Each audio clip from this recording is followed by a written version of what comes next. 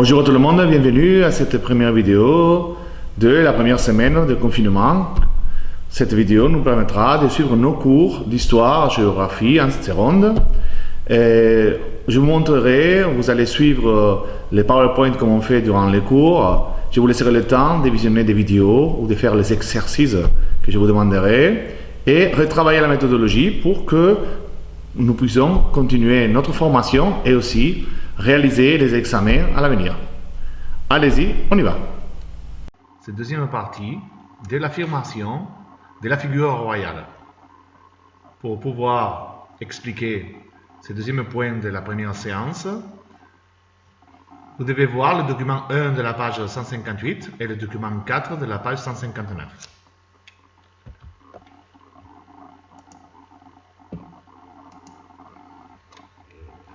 L'autorité du roi s'étend sur presque tout le pays. François Ier a annexé au domaine royal la principauté de Charles de Bourbon. Il n'y a pratiquement plus de grands nobles capables de s'opposer à lui.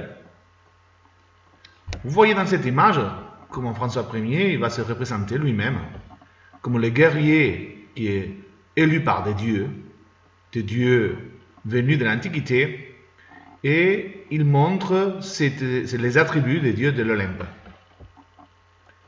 François Ier arrivera à vaincre tous ses opposants et, enfin, avec la signature du Concordat de 1516, cela lui donne la possibilité de nommer les évêques et les abbés du royaume. À partir de cette date, les rois ont le contrôle de l'Église. Enfin, cette lutte qui avait commencé au Moyen-Âge entre l'Église et les rois commencera à se décanter pour les rois. Comment François Ier arrivera aussi à montrer son pouvoir, pas seulement avec les victoires, sinon aussi avec la construction de ces monuments comme le château de Chambord, qui donnera à toute la population du royaume l'idée et l'image que le roi enfin se impose sur tous ses ennemis, et il arrivera à montrer sa puissance et s'affirmer dans les territoires.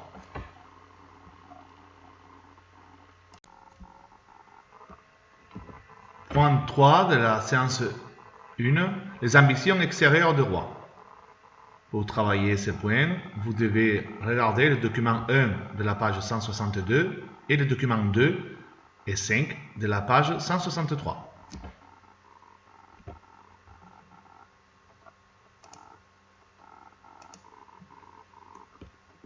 Comme le roi précédent, François Ier a l'espoir de conquérir une partie de l'Italie.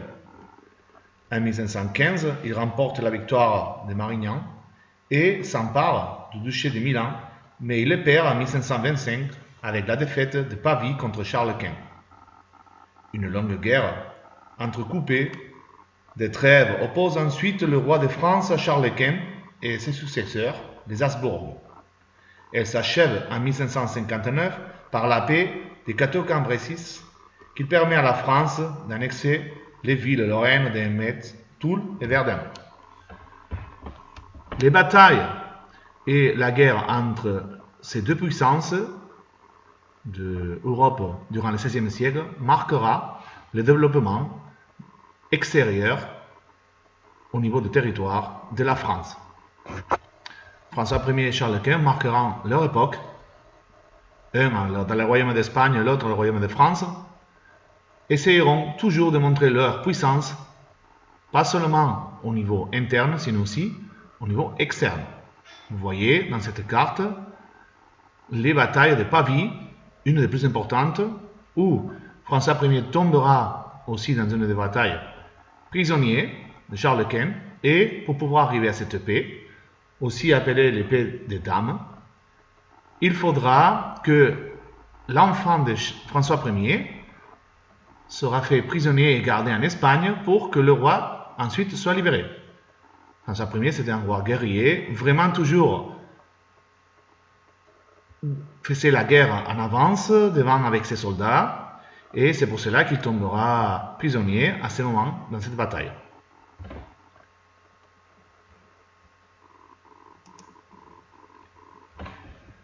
Le roi de France a aussi des ambitions coloniales. En 1532, François Ier charge Jacques Cartier d'explorer le nord de l'Amérique et d'y trouver un passage direct vers les Indes. Cartier atteint le Canada en 1534 et s'empare des terres découvertes le long du fleuve Saint-Laurent au Mont du Roi. Comme vous voyez, il va essayer de suivre cette incursion et ce développement de la conquiste espagnole, la découverte de l'Amérique, et il va redécouvrir le Canada à travers Jacques Cartier.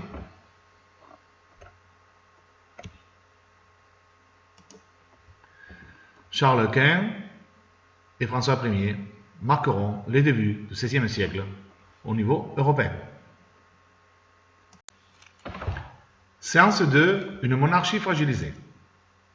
Comment l'État royal est-il remis en question? Nous venons de voir de quelle façon François Ier, à travers aussi la guerre, arrivera à étendre le pouvoir et montrer la puissance du royaume. Mais toutes ces batailles et les conflits avec l'Empire espagnol auront un coût. Donc, chaque fois, François Ier essayera de monter les impôts pour demander aux Français de financer cette façon d'exprimer son pouvoir. Mais ça ne sera pas seulement avec le mécontentement de cette paye d'impôts que l'État royal sera mis en question.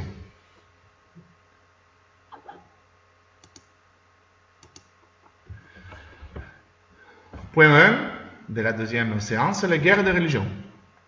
Pour développer ce point, vous devez regarder et travailler les documents 1 et 2 de la page 164. L'époque moderne est marquée par la diffusion du protestantisme, comme nous avons déjà travaillé. Des guerres de religion éclatent en Europe, et notamment en France. Face à ces conflits, le pouvoir royal paraît affaibli. Les décisions prises sont contradictoires, parfois en faveur des protestants, parfois contre les protestants. Les guerres à répétition permettent toutefois aux Français et au roi de France de moderniser leur armée. L'administration est également de plus en plus centralisée et met en place des impôts servant à financer les conflits. François Ier, déjà, il aura une attitude pas très claire par rapport au protestantisme, puisqu'au début, il l'acceptera, mais après, il va s'opposer au protestantisme.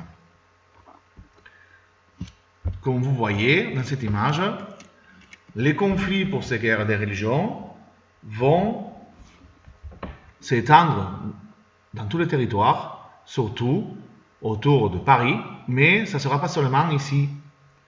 La réforme protestante qui marque les débuts du XVIe siècle, elle se répand rapidement en Europe. Les rois de France se montrent tantôt conciliants avec les protestants, tantôt très violents. Les guerres de religion divisent les Français.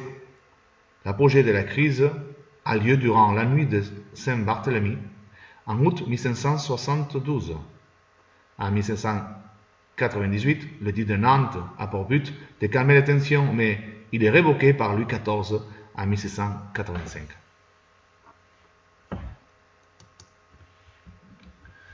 Vous avez ces premiers documents qui nous montrent la massacre de Saint-Barthélemy, le 24 août 1572.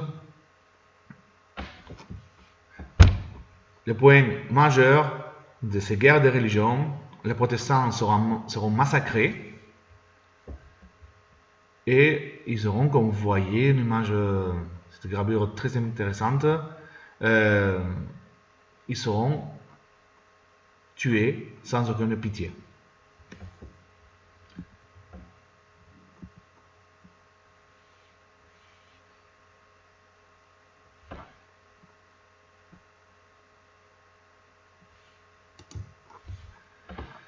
Cette réforme se répand rapidement, comme je vous avais dit, et cet apogée qui sera la nuit de Saint-Barthélemy.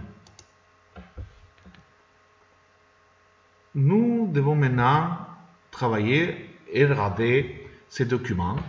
L'assassinat du roi Henri III, cette gravure, il nous montre que Voulant rétablir son autorité sur le royaume, Henri III fait tuer les chefs de la Ligue catholique, les ducs de Guise, le 23 décembre 1588. Jacques Clément, un moine de la Ligue, assassine à son tour d'un coup de couteau le roi. Cette mort et l'ascension au trône d'Henri IV ouvrent la voie au règlement du conflit. L'édit de Nantes est promulgué en avril 1598 à l'initiative d'Henri IV. Les rois octroient aux protestants les droits de pratiquer leur culte sur certaines conditions. Ils leur offrent également des places fortes afin d'assurer leur sécurité. Toutefois, dès le règne de Louis XIII, l'édit de Nantes ne cesse d'être remis en question. Louis XIII et Louis XIV limitent l'étendue des privilèges octroyés aux protestants. Le règne de Louis XIV est marqué par une politique ouvertement anti-protestante. Des dragonnades, c'est-à-dire des persécutions, sont organisées contre les protestants qui refusent de se convertir. En octobre 1685, l'édit de Nantes est révoqué.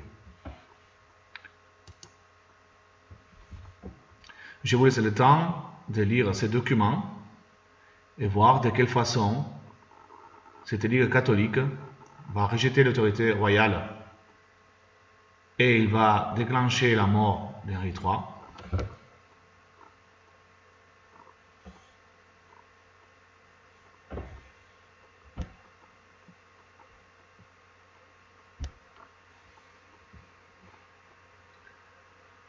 Et l'accès à trône d'Henri IV avec l'édit de Nantes qui laissera le conflit pour l'instant réglé jusqu'à la révocation de Louis XIV en 1685, pratiquement 100 ans après.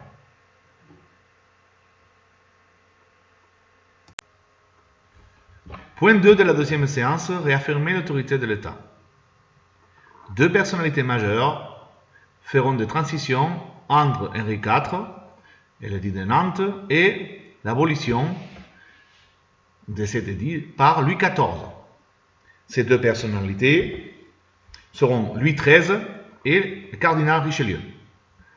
Pour comprendre et travailler ce point, vous devez voir et analyser les documents 1 et 2 de la page 168 et les documents 3 de la page 169.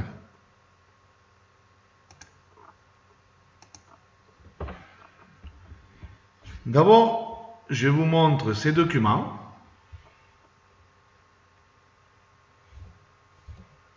En 1624, Louis XIII confie les postes de Premier ministre au cardinal de Richelieu avec la mission de renforcer l'État, menacé de nouveau par l'agitation des grands et le soulèvement des protestants.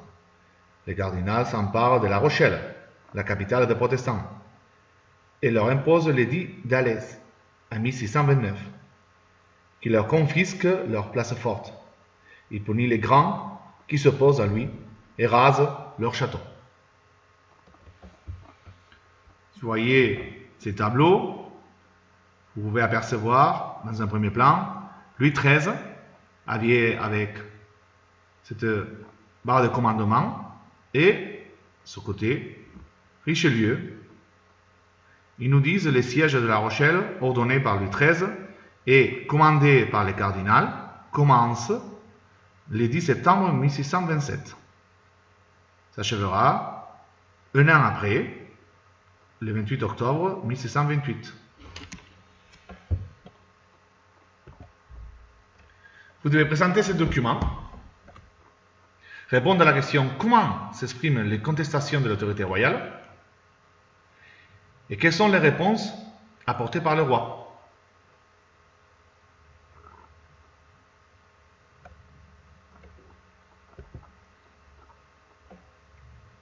Ce document Richelieu face au désordre vous aidera aussi à comprendre de quelle façon le roi répondra à ces problématiques.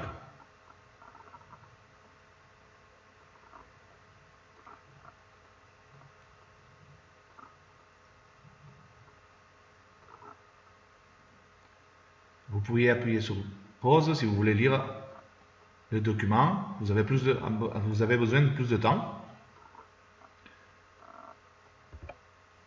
Une fois qu'on a lu et analysé les deux documents, vous pouvez dire que ces contestations se montrent à travers d'une rébellion.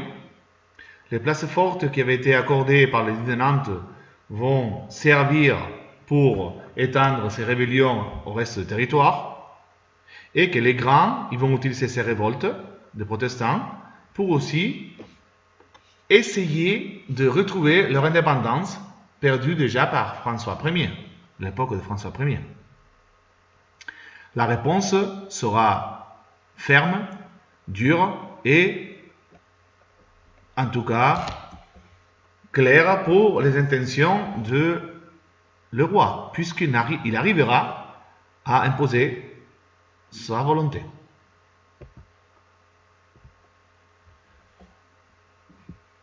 Le dernier document, c'est cette exécution du marquis de Saint-Mars et de Thou.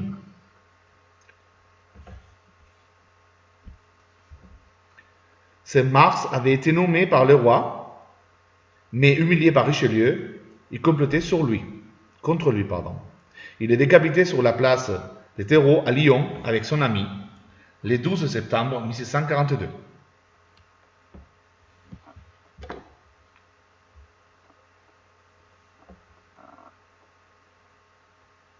À partir de 1635, Richelieu engage la France dans la guerre des 30 ans pour affaiblir les Habsbourg.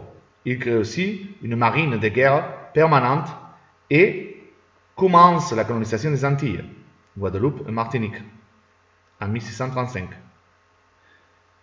Pour financer ces guerres, sa politique maritime, Richelieu augmente les impôts. Il envoie les intendants dans les provinces pour mieux contrôler ses officiers et accélérer les rentrées d'argent. Il écrase les révoltes populaires qui se multiplient. Je vous laisse visionner ces vidéos pour approfondir et éclaircir ces points de notre cours.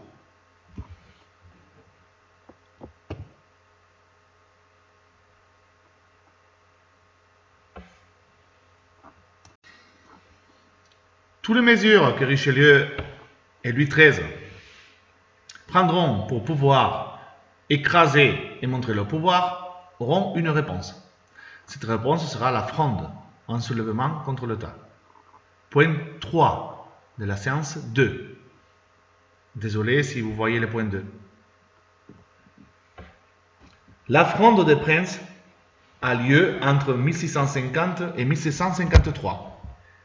Les Condés, princes du sang et cousins du roi, s'opposent à Mazarin, qui entend renforcer les pouvoirs du roi aux dépens de l'haute noblesse. La victoire finale de Mazarin s'est traduite par l'exil du grand Condé, qui s'est mis au service du roi d'Espagne. Il finit cependant par demander et obtenir le pardon royal en 1659.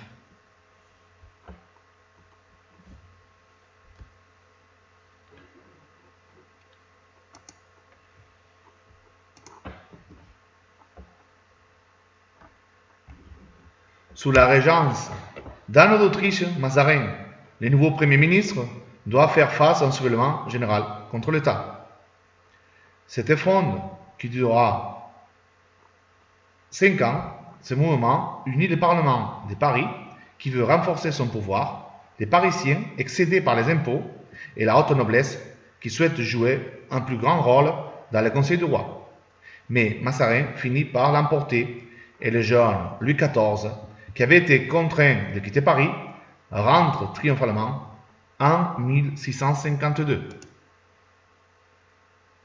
Après la Fronde, les Français épuisés aspirent au retour à l'ordre et à la paix civile.